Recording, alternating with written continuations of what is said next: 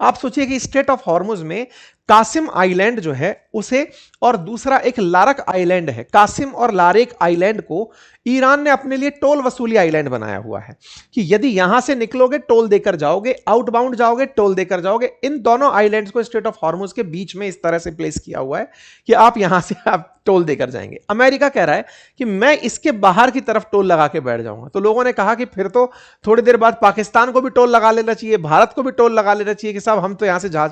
तो लोगों का कहना है कि अगर अमेरिका ऐसे टोल लगाकर बैठ रहा है तो फिर यूरोपियन यूनियन यहां लगा ले, चाइना यहां लगा ले, पाकिस्तान यहां लगा ले, भारत यहां लगा ले। चल क्या रहा है? वैश्विक बाजार को बंधक बनाने की तैयारी अमेरिका कर रहा है। लेकिन हां, एक बात यहां पर निश्चित ही डिस्कशन की है, और वो ये कि अमेरिका इस पूरी कहानी में एक एज ले गया है, एक बढ़त बना गया है। बढ़त क्या कि इस्लामाबाद टॉक करके अमेरिका ने दुनिया को यह दिखा दिया कि देखो मैं युद्ध शांति का प्रयास कर रहा था, मैंने अपना उपराष्ट्रपति भेजा भी था, मैंने खुलवाने की राह में उनसे यही कहा कि आप न्यूक्लियर बॉम्ब बनाने की जिद छोड़ दो, मैं आपके लिए बाकी काम कर दूंगा। ईरान ने न्यूक्लियर बॉम्ब बनाने की जिद में स्ट्रेट ऑफ हॉर्मुज को बंद रखने का निर्णय लिया। स्ट्रेट ऑफ हॉर्मुज बंद करके वो अमेरिका को नुकसान पहुंचा ही नहीं रहा है, वो असल में विश्व को नुकसान पहुंचा रहा है। अमेरिका दुनिया को यह संदेश देने में कामयाब हुआ कि ईरान की जिद है न्यूक्लियर बॉम्ब बनाना, नंबर एक। नंबर दूसरा, उस न्यूक्लियर बॉम्ब बनाने की जिद के चलते इसने पूरी दुनिया को अपना बंधक बना लिया है। अमेरिका ने बंधक नहीं बनाया, बोले ईरान ने बंधक बनाया है। उसने खाड़ी देशों से आते हुए तेल को रोका है। तो ईरान ने रोका है, इसलिए गुनहगार मैं नहीं हूं। ईरान कहता है कि साहब आपने हमारे यहां पर सिविलाइजेशन मिटाने की धमकी दे डाली, आपने हमारे यहां इतने गोले बरसा दिए, अब हम अगर अपनी रक्षा में यह भी नहीं करें तो क्या करें। साथियों, यह बड़ा बहस का बिंदु है कि आफ्टर ऑल सही कौन, क्योंकि सोशल मीडिया पर सेंटीमेंट तुरंत बदलते हैं। लगातार अमेरिका जब ईरान पर हमले कर रहा था तो सेंटीमेंट ईरान के साथ जुड़ गया था, लेकिन अमेरिका चुप होकर के ईरान को स्ट्रेट ऑफ हॉर्मुज दे करके दुनिया में ईरान के खिलाफ सेंटीमेंट बनाने में अब कामयाब हो रहा है। लोग चर्चा कर रहे हैं कि अमेरिका को तो कोई लालच ही नहीं है। अमेरिका अगर स्ट्रेट ऑफ हॉर्मुज पर अपना ब्लॉकेट लगाकर बैठता है तो वो केवल इसलिए ताकि ईरान को यह बताया जा सके कि बेटा औरों का तेल रुकवाकर तुम अपना तेल अगर बेचने की सोचते हो, यह हम नहीं होने देंगे। तो अगर बाकी देशों को नुकसान हो रहा है तो तुम्हें भी होगा। तो ऐसे में अमेरिका दुनिया के देशों के सामने फिर से बचावकर्ता के रूप में, बचावकर्मी के रूप में नजर आएगा। यानी अमेरिका इस खेल को खेलकर इस्लामाबाद टॉक के बाद में एक बढ़िया पॉजिटिव इमेज बनाने में कामयाब हो रहा है, क्योंकि उसे यह गेम समझ में आता है कि पब्लिक सेंटीमेंट अभी ईरान के पक्ष में खड़ा था, लेकिन ये दिन ज्यादा खिंचते गए तो अमेरिका के पक्ष में खड़ा हो जाएगा। क्योंकि आज जब अमेरिका ये बात बोलता है, लोगों को लगता है देखा हम तो कह ही रहे थे इसको न्यूक्लियर बॉम्ब बनाना था। अब आप में से कुछ लोग एक तर्क देंगे कि सर ईरान को न्यूक्लियर बॉम्ब बनाना इसलिए जरूरी था, अगर वो नहीं बनाता तो भाई साहब अमेरिका और इजराइल ना जाने कब का उसे खत्म करके बैठ गए होते। बिल्कुल सही सोचते हैं आप। तो सेल्फ डिफेंस में अगर उसे न्यूक्लियर बॉम्ब बनाना था तो आज साउथ कोरिया, जापान, जर्मनी, ये सारे वो देश हैं जो विश्व की टॉप 10 इकोनॉमीज में शामिल है और इनके पास न्यूक्लियर बॉम्ब नहीं है। प्रॉस्पेरिटी इनके यहां पर है, लोग जाकर इनके साथ काम करते हैं, ये दुनिया के साथ रिलेशनशिप रखते हैं। यदि आपको डंडे की चाह नहीं है तो प्रॉस्पेरिटी अगर आप चाहते तो आज ईरान भी उतना ही प्रॉस्पेरस होता जैसे सऊदी अरब है, बहरेन है, कतर है, ओमान है। इन देशों की तरह ईरान के भी अपनी प्रॉस्पेरिटी के आयाम होते और लोग वहां पर जॉब करने के लिए और वैश्विक तरीके से कंपनियां वहां पर आ रही होती। लेकिन अपनी आत्मरक्षा, अब आत्मरक्षा क्यों? क्योंकि ईरान एनी टाइम फिलिस्तीन के समर्थक के नाते अमेरिका से झगड़ता रहा। किस बात पर? कि अमेरिका मुर्दाबाद, इजराइल मुर्दाबाद, कि इन्होंने फिलिस्तीन को हटा करके इजराइल बसा दिया। तो भाई मेरे, बाकी और देश भी यहां पर खड़े हुए हैं, जीसीसी कंट्रीज, उन्होंने भी विरोध किया, लेकिन तुम्हारी तरह आतंक नहीं फैलाया। तुमने आतंक फैलाया तो तुम्हें पनिशमेंट के रूप में अमेरिका और इजराइल मिला। अब तुमको सेल्फ डिफेंस में न्यूक्लियर बॉम्ब इसलिए चाहिए, और उनका डरना भी लाजमी है कि जब तुम्हारे पास न्यूक्लियर बॉम्ब नहीं है तो तुमने 40 दिन तक हालत खराब कर दी। तुम्हारे पास न्यूक्लियर बॉम्ब होता तो शायद तुम इजराइल को आधा दिन नहीं छोड़ते, तुम उसे ना जाने कब का नुकसान पहुंचा चुके होते। तो ये असल में कौन ज्यादा सही पर ज्यादा टिक गई है बात ला करके, गलत दोनों ही तरफ के लोग हैं। अब कौन ज्यादा सही है तो आपको डिसाइड करना है। कुल मिलाकर के अब स्थिति यह है कि अमेरिका ने ईरान को सबक सिखाने के लिए कि दुनिया का तेल रोककर अगर तुम्हें लगता है कि तुम अपना तेल बेच पाओ, आप में से कुछ लोगों के दिमाग में एक सवाल आएगा कि सर इसका मतलब तो इंडिया का जो जहाज यहां से निकल रहा था, चाइना का जो जहाज निकल रहा था, अब अमेरिका उन्हें नहीं निकलने देगा, बिल्कुल उन्हें नहीं निकलने देगा, क्योंकि उसका यही तो कहना है कि 5-7 जहाज पर डे निकल रहे हैं, जहां सैकड़ों जहाज पर डे निकलते थे, उससे कौन सा दुनिया की मंदी कम हो रही है, कुछ जरूरतें पूरी हो रही हैं। जब तक इसको हम ये रियलाइज नहीं कराएंगे कि तुम्हारा तेल यहां से नहीं निकल पाएगा, तुम मार्केट को नहीं खुलने दोगे और मैं उसको खुलवाकर मानूंगा, अब चाहे तुमको मुझे भूखा मारना पड़े। तो अमेरिका ने अब वो स्ट्रेट कदम उठाते हुए इनके ऊपर ये पाबंदी डाल दी है।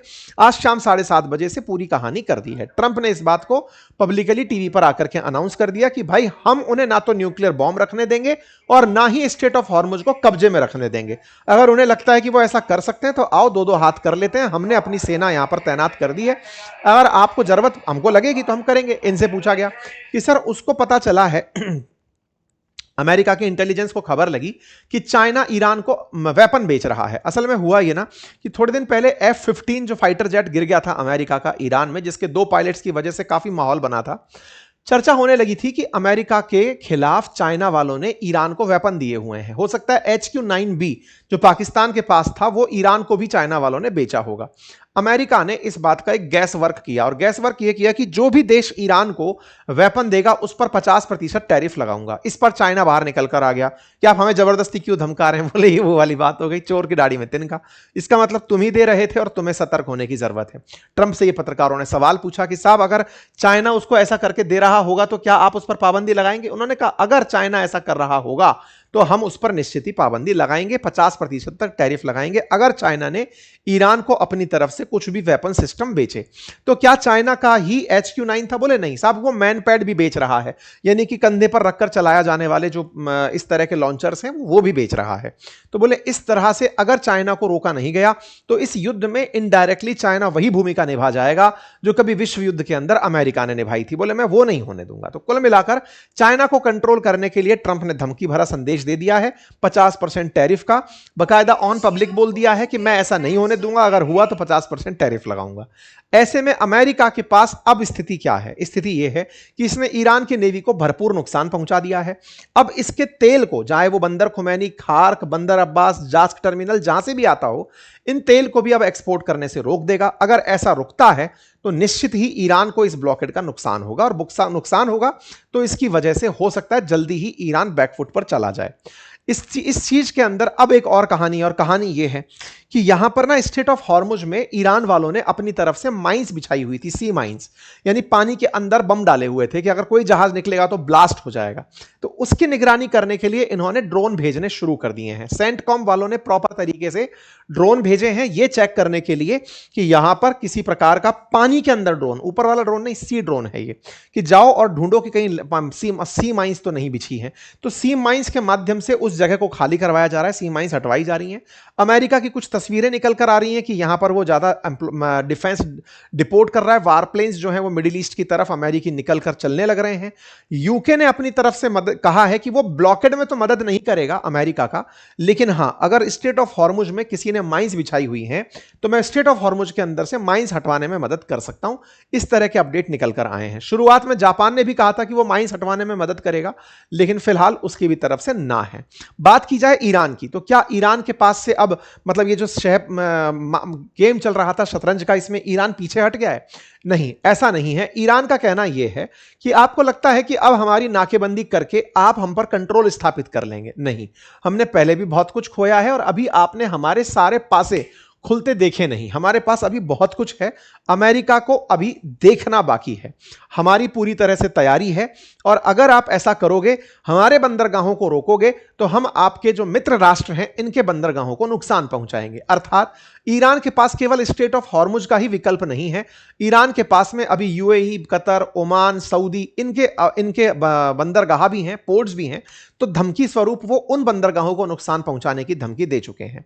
तरीके उनके सिंपल हैं। उनका कहना है if Hormuz blockade happens oil prices want just rise, they will spiral upward in multiple wave. कुछ इस प्रकार से गालिबाफ ने एक इक्वेशन लिखकर बताया कि यदि आप लोग ऐसा करोगे तो दुनिया में तेल की कीमतों में एकदम उछाल देखने को मिलेगा। और आईआरजीसी ने अपने स्तर पर इस स्ट्रेट ऑफ हॉर्मुज की निगरानी करना शुरू कर दिया है। ड्रोन्स उड़ उड़ करके तय कर रहे हैं कि कोई भी जहाज यहां से ना निकले। पूरी तैयारी के साथ ये लोग, अब देखना है कि कौन किसका कंट्रोल करके बैठता है।